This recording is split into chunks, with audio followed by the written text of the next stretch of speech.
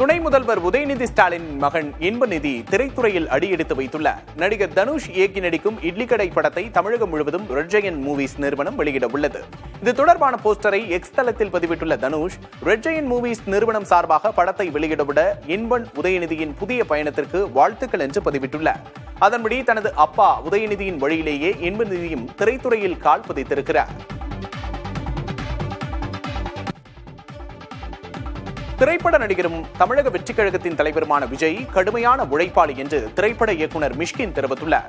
வேலூர் காட்பாடியில் செய்தியாளர்களிடம் பேசிய அவர், விஜய் தனது தம்பியாக இருந்ததாக குறிப்பிட்டார்.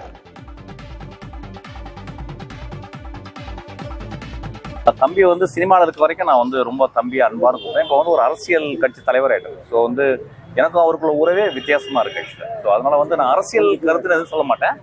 அவர் நான் பார்த்த வரைக்கும் நான் அவர் கூட ஒர்க் பண்ணுவேன். ஒரு கடுமையான உழைப்பாளி, ரொம்ப நல்ல மனுஷன். எனக்கு இதுதான் தெரியும்.